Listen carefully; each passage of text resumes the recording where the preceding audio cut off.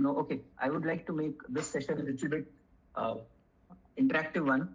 So a few more questions from my end because there are a few questions wherein I have put in the slide. I want to understand where we where we stand in our understanding with respect to AI.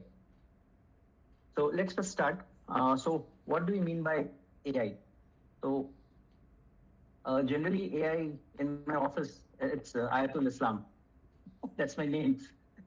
So that was a, so generally whenever AI comes up, so jokingly they will call my name. AI actually stands for artificial intelligence. Now let's go back and then try to figure out what actually intelligence is. So and where do we see this?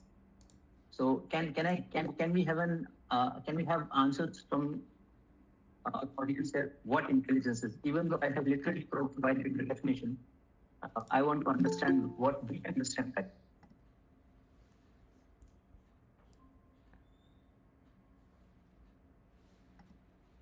Any answers?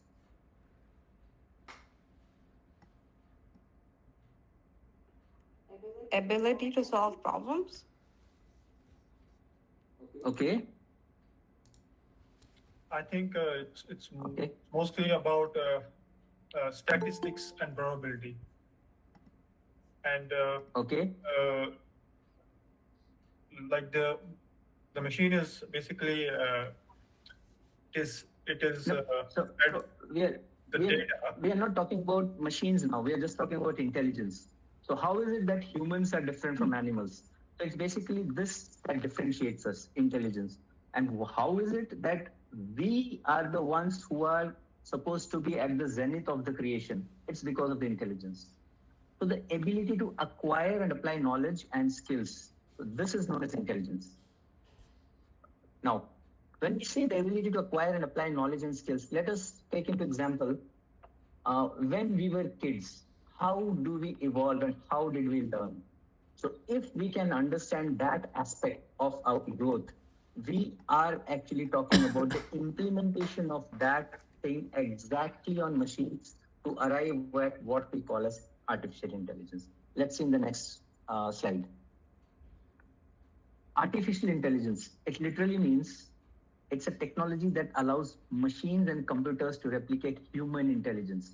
As I said, anything we see that science has achieved till now, it's basically a replication of whatever has been created by Almighty.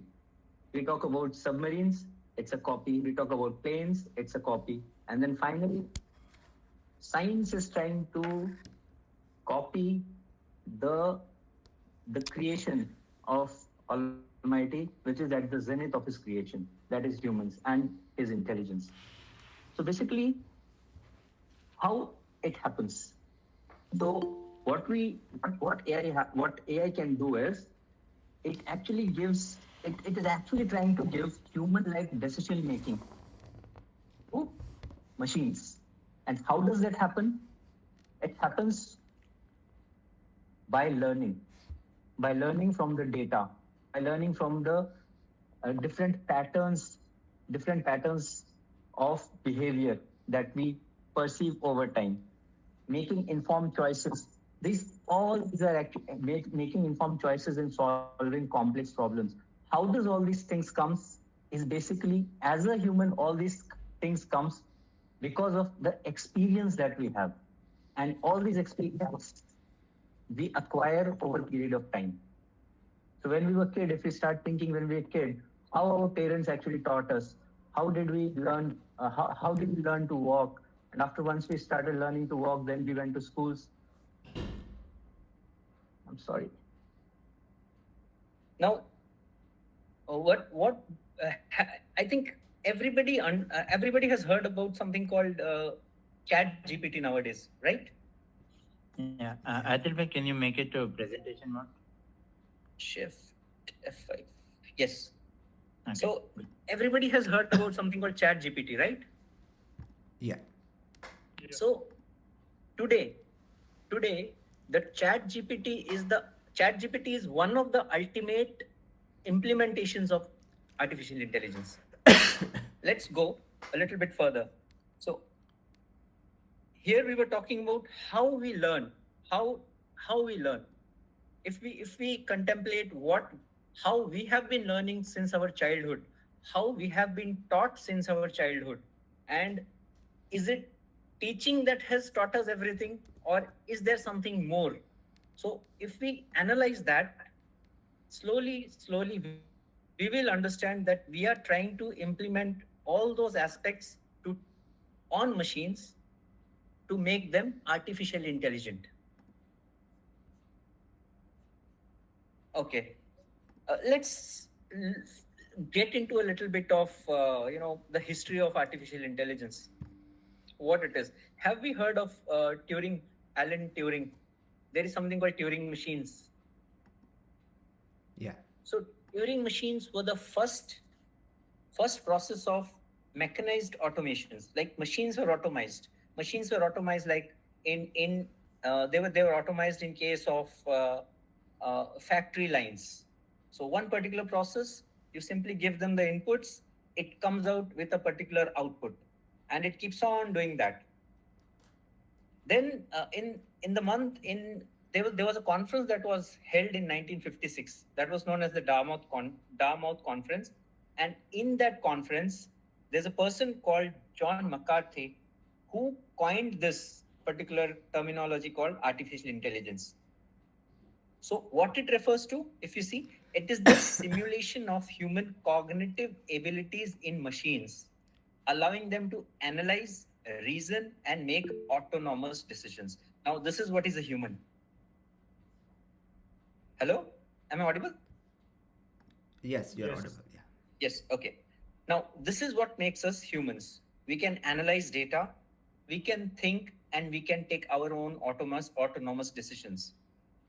And it enables automation in industries by leveraging algorithms and large data sets. Now, this is very important. By leveraging algorithms and large data sets, we need to understand what large data sets is.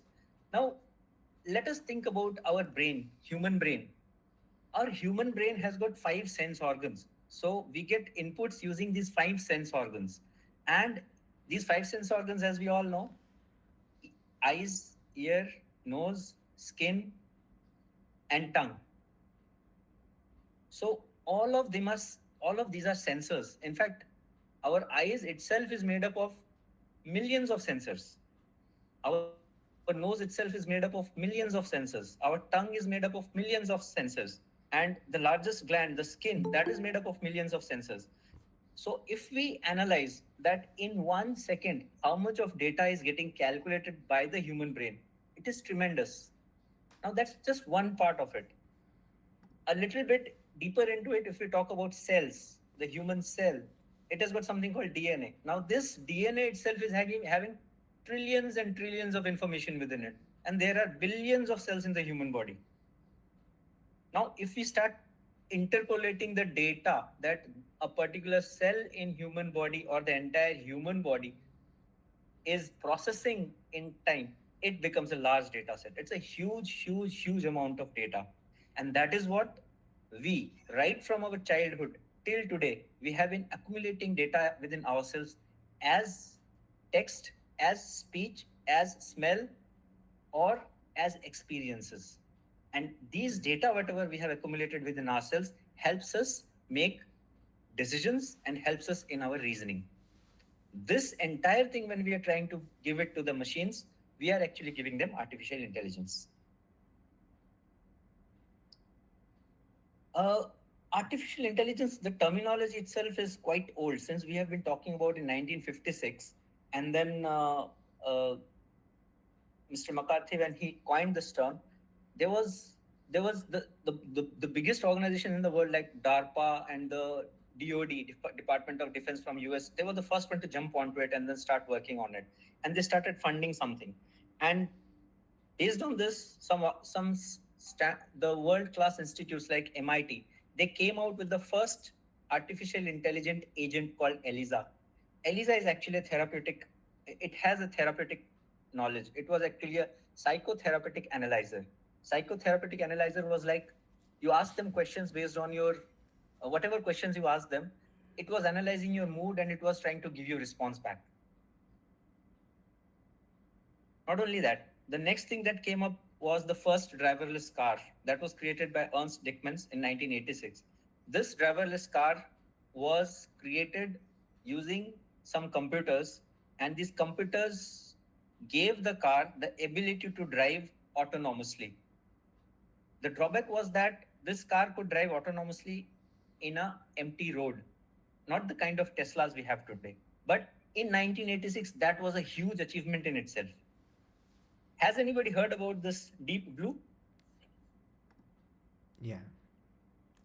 You've heard about it, Deep Blue. I think everybody knows about the chess game that happened between Gary Kasparov and this machine, Deep Blue, wherein the first chess uh, match was won by Gary Kasparov, but the next chess match, the rematch that was held between Deep Blue machine and Gary Kasparov was unable to win.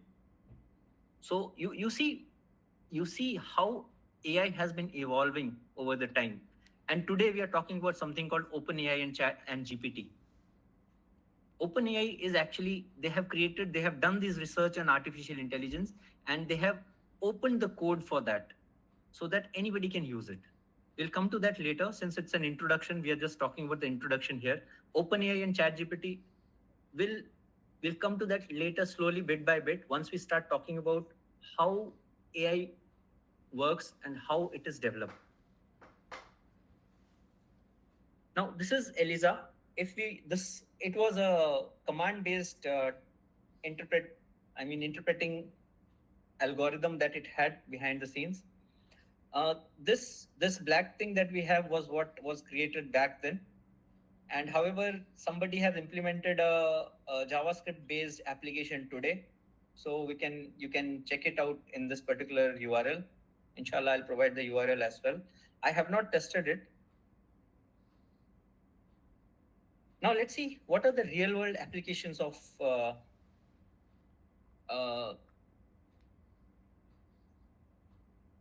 okay, I think this should have come down. I think there's a slide. This is the first driverless car that was created by Mr. Dickmans. So back then he had taken a Mercedes van, and then he had implemented his computers on it. He had implemented motors to control the pedals and the accelerators, and he had a lot of sensors that he had put around in the car, and he had left the car for self-driving, which was actually successful. Now, can anybody identify this?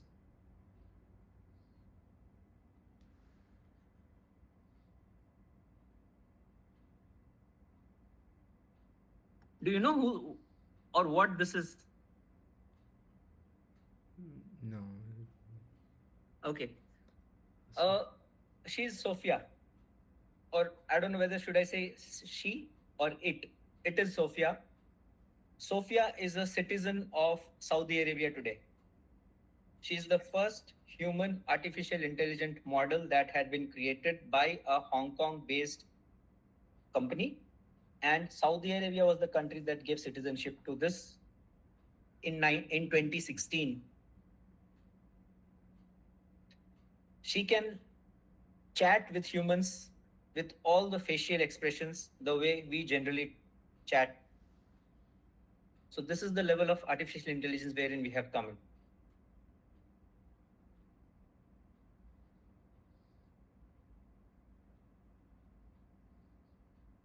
Now let's get into the applications of artificial intelligence. There are n number of applications of artificial intelligence. You can, wherever there are human experts required, that entire thing can be done by artificial intelligence. For example, as we have seen, ELIZA was actually created for the case of healthcare. ELIZA was actually targeting one particular aspect of healthcare only, and that was related to psychological sciences. We have different types of healthcare applications, that healthcare use cases where AI can be implemented. Another example that has been recently used is detection of cancer, or drug delivery, or drug discovery, protein discovery. So these are the different use cases. Fraud detection. So all these are all data intensive applications wherein we collect a lot of data, finance for fraud detection. We collect a lot of data, and this data is then fed to a particular AI model, and then it identifies the pattern for specific users or for specific areas or for specific organizations who behave in a very abhorrent way. And that is where finance institutions are actually detecting fraud. E-commerce for personalized recommendations, transportation for self-driving cars. Then we have these virtual assistants like Siri and Alexa, which are readily available for everyone. We have in each of our phones, anybody who has an Apple phone has Siri, anybody who has Amazon knows Alexa, and anybody who has a Android phone knows Gemini. Chatbots for customer support. Nowadays, customer support executives have been totally replaced by chatbots. And the next challenge for the entire humanity is coming up in the form of job losses because of these real world applications of AI. In fact, manufacturing robots are automating production processes as well.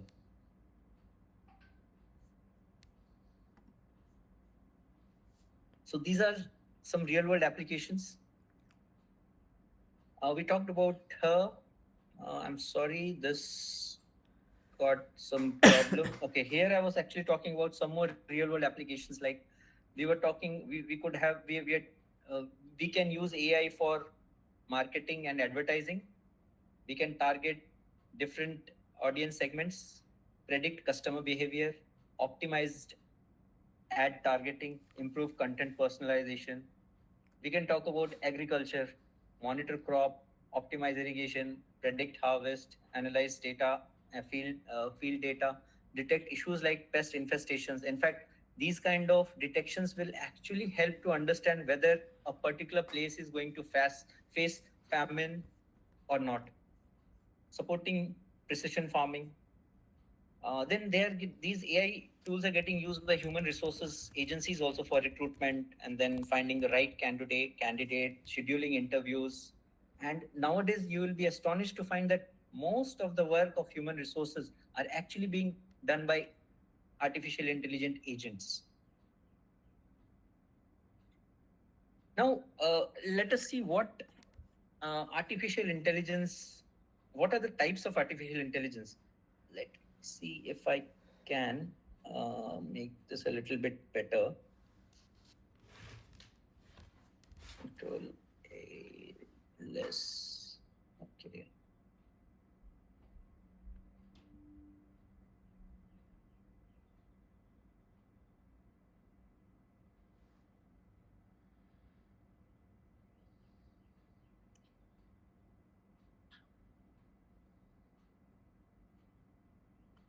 Okay, so uh, types of artificial intelligence. We generally categorize artificial intelligence based on two types. One type of differentiation we do is using capabilities of the artificial intelligence. What are the capabilities of the artificial intelligence? And the other type of differentiation we do is based on the functionality. So let's talk about based on capabilities. What are the way different types of artificial intelligence we have is narrow AI. Now, what is narrow AI? This is also known as weak AI, and in this type of AI, it is designed to perform a specific task or a narrow set of tasks, such as voice assistance or recommendation systems. It excels in one particular area only, but lacks general intelligence.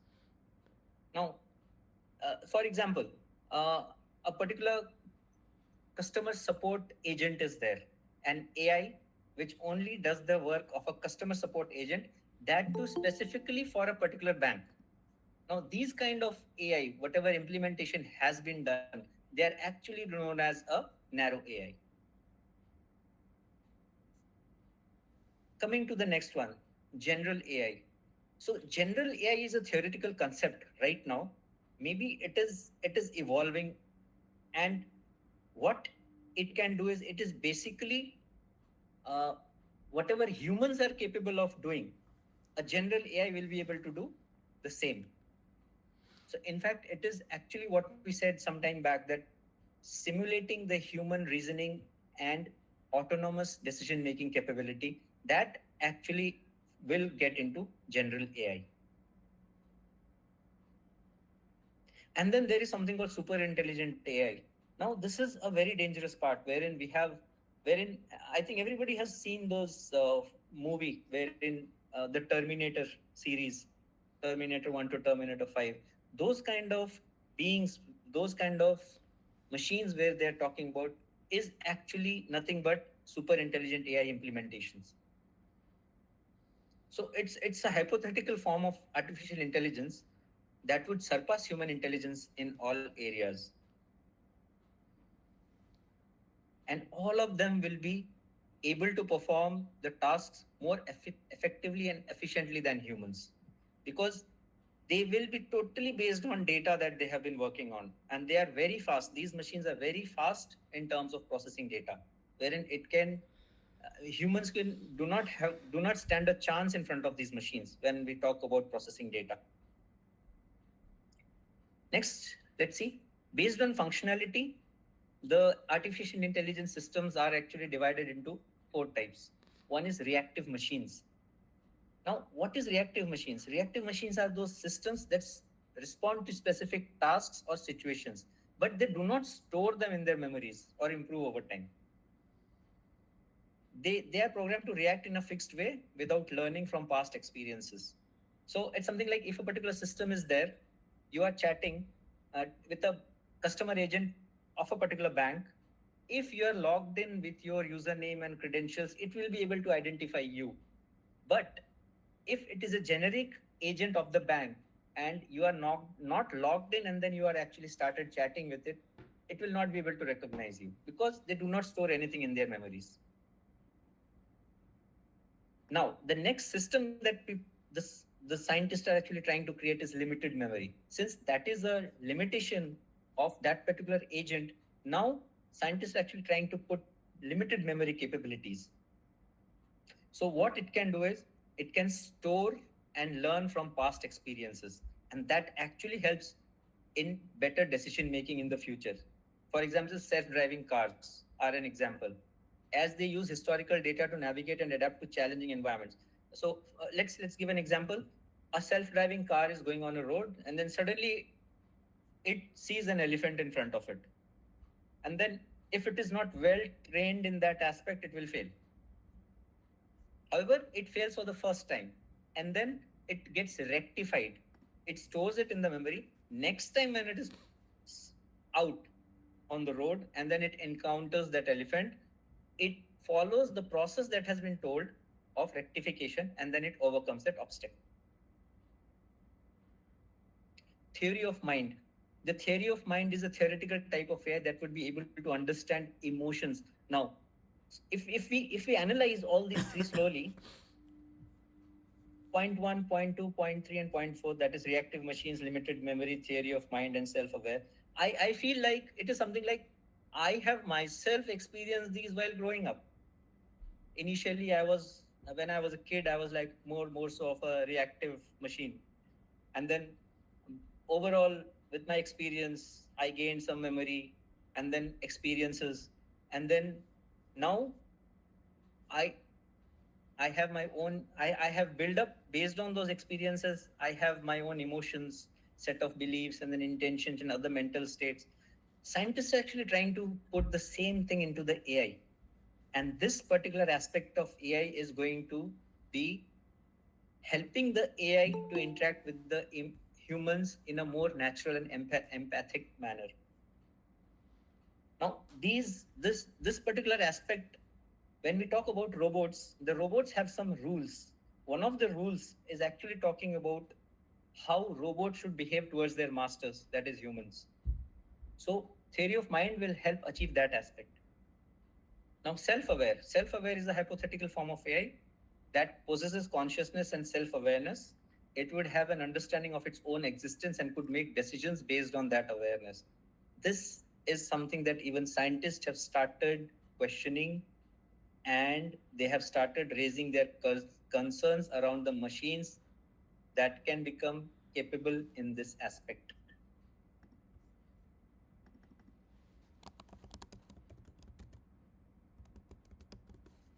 Let's get into something called, we have been talking about something called models. Now, what is a model? So, AI models are nothing but they are computer programs that learn to perform tasks by recognizing patterns in data. So, can you think of anything in similar pattern? One of the things that we can think about this thing in similar pattern is how we perform our tasks by recognizing patterns in the data that we have already had from our previous experiences. So these AI models, they are generally given data, big data sets, which cater to, for example, we want a particular AI model to understand handwriting. So if we want to make them understand handwriting, let us take the letter A. Letter A will have capital as well as small. So when we talk about letter A in capital, there are thousands of different fonts which are readily available today. And every person has a unique way of writing capital A. Similarly, small a. Now, if we take into consideration the entire set of letters A, entire set of letters A, and we put this data together and then feed it for this model to learn, that AI model specifically will become experienced is in handwriting recognition.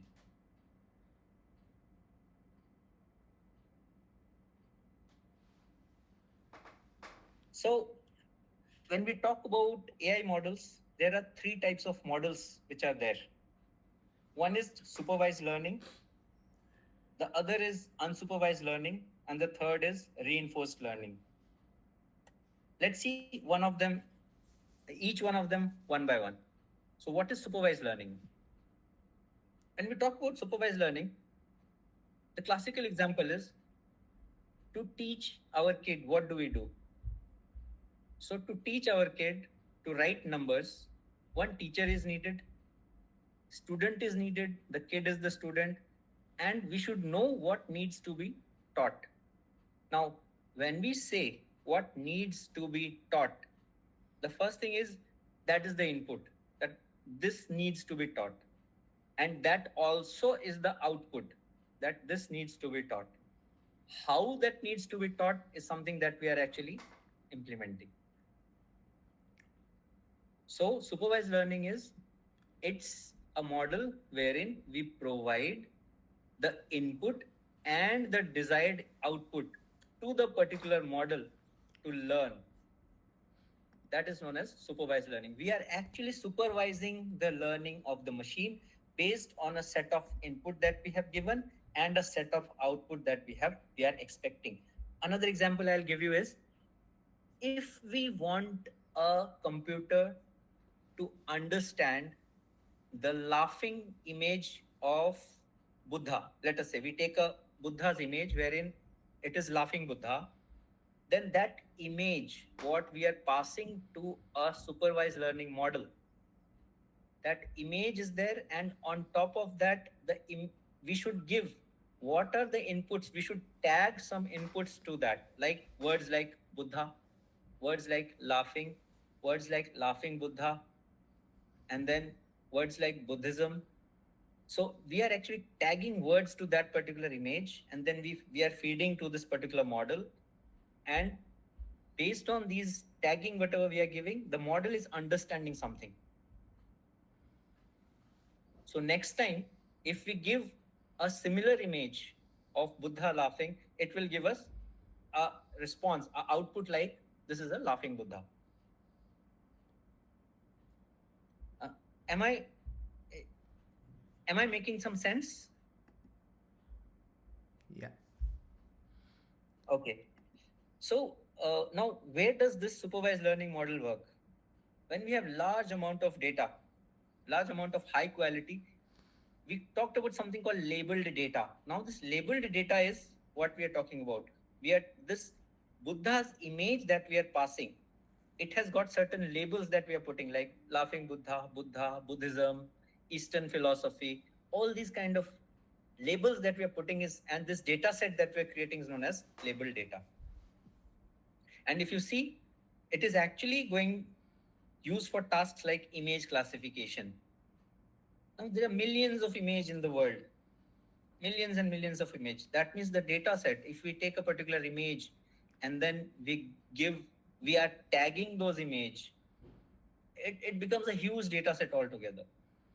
It it can be used for speech recognition. Speech recognition, again, we need to look into the phonetics of it, how different sounds are produced. Now that particular sound, whatever that sound file, that will be tagged.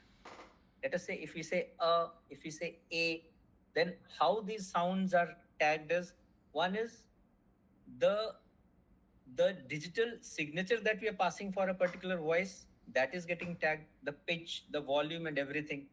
In addition to that, we can tag the different letters from different languages which are available in the world that makes different kind of sense, this kind of sound.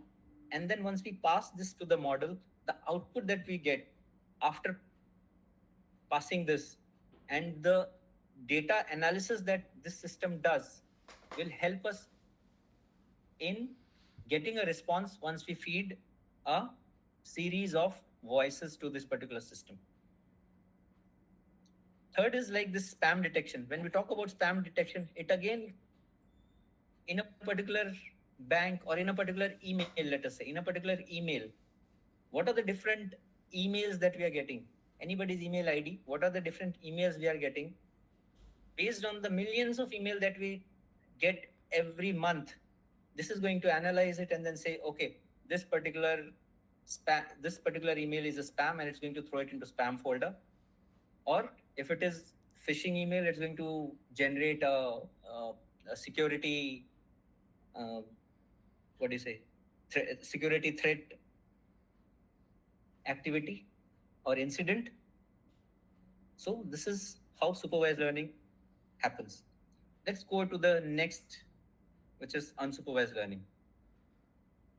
Unsupervised learning is where you do not monitor anything. Classical example of it is, the kid is there, put the kid in a situation and watch. You give the kid a situation and watch. Now this can happen only when we have started supervised learning for a particular model for some time. And based on that, we put that particular model into a situation and then we watch. Whatever the kids do and come out of the situation leads to learning, whatever they do. Now, every action or every activity or every reaction or every behavioral aspect of the kid will actually be adding to the learning of the model. And this falls into unsupervised learning because there is nothing to supervise. We are not giving them any tagged image or tagged voices or anything. We have simply put that particular model into a particular situation and we are watching now. For example, if we tell our kid to go and make something in the kitchen, and have we ever seen just giving them a particular input that be careful, this is hot, or this becomes hot after some time. In some cases, some kids react in a different way, other kids react in a different way. Likewise, every model reacts in a different way in this scenario. And the kid itself, it will, when once we tell them that this might become hot, this knob, it will only if the kid is intelligent enough, if the supervised learning has been done in a intelligent manner and has been given enough information, then the kid might start experimenting with the knob and then try to find out, okay, what heats faster, what heats lesser, how much of heat is needed to boil the water, to make tea, and all those kind of. Now it will start learning of its own. This is basically what actually we have gone into is the experience-based learnings. So this type of learning is helpful for uncovering new insights into data. Sometimes we have this kind of learning was helpful in case of COVID scenarios, wherein millions of data set was produced. Nobody knew what is happening, which medicine is working fine, which is not working fine. So the data set was created, and then it could have been given to this particular learning model, unsupervised learning models, and we could have seen what it could have given us. It would have given different patterns. Now those different patterns are different. The the the output from the raw data that would have been useful for humans to analyze, reducing dimensions for visualization, spotting unusual patterns, and again these spotting unusual patterns and fraud and other anomalies, uh, many a times these are actually used for detection of illegal activities on the internet, by uh, you know by sniffing on the different IPs from different organizations that are blacklisted. Coming to the third one, reinforcement learning. So the reinforcement learning is something like a system. It learns through rewards and penalties. Even I have not been able to do much on study on this aspect so far. I have kept it for future sessions, inshallah. However, in this, what we know is that in a particular, let us say it's we are talking about in a video game, an agent might start by making a random movement and gradually learn which action to lead to winning by receiving points or rewards. So over the time, this model develops a strategy. Let us say for playing chess. Now for playing chess, there are millions of probabilities or millions of permutation and combination. When this particular machine starts playing, and then it keeps on learning by itself, and then it identifies, okay, this particular combination is the best combination for it to win. It rewards itself, and that reward acts as a positive for it for every step that it takes. And if it fails, if a particular combination or permutation of steps that it takes while playing, it loses, it penalizes itself. So out of, let us say, 10,000 steps that it has taken and it wins one, it will give maximum rewards to that particular permutation of step. And that is how this particular learning model will take care of learning. One question though, is it a form of supervised learning, because your reward, where does the reward and penalty come from? No, we generally put in something called weights. For every input parameter, we have something called weights. So supervised learning, we are giving input to it and we are labeling those inputs. Here we are not doing anything. It's again a situational thing. We put that particular system into situation, Okay. and then it starts taking its own step. There is nothing, no tagging.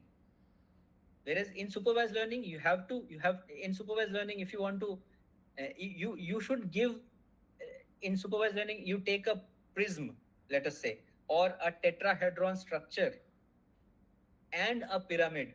So two different photos, if you take, you have to label them differently so that the system will learn. If we label them wrongly, like if we take a glass tetrahedron and label it as like pyramids, and then a pyramid and label it like glass tetrahedron, then that system will get confused, and this will lead to some problems called hallucinations. Okay. So those are terminologies that are there in AI.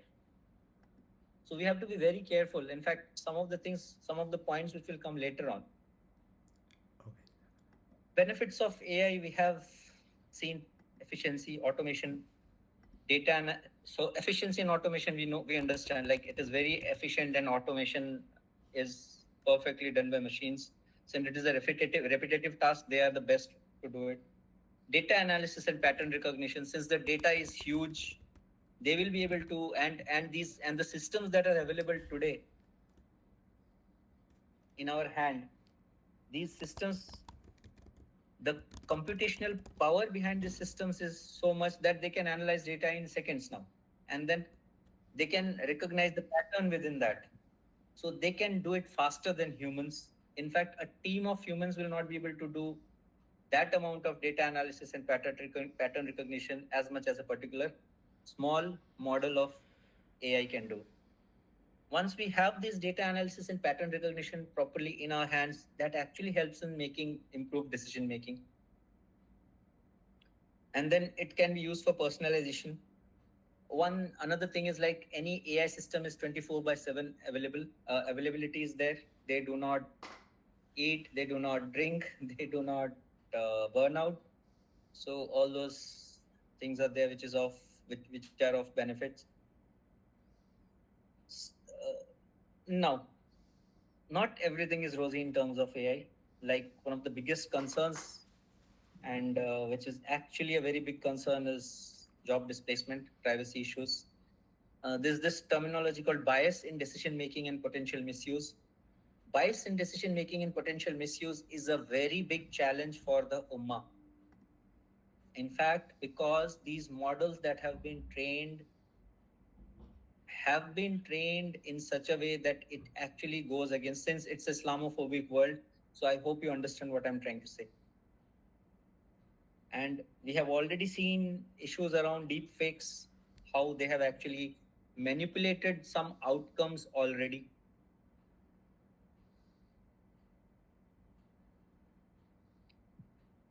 So that's it.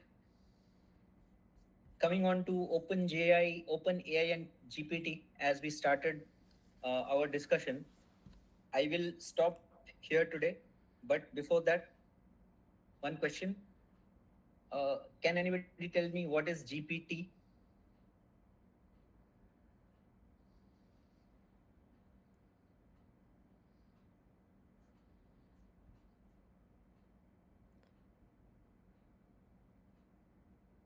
Okay, so GPT stands for Generative Pre-trained Transformers.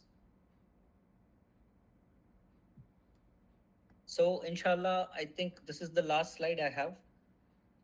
Uh, I will start off with the next set of slides, or next session. In the next session, we will be talking about what is this OpenAI, what is this GPT, how GPT works. We will talk about what is LLM, what is SLM, what are the different models that have been created today, what are the parameters that are used, inshallah.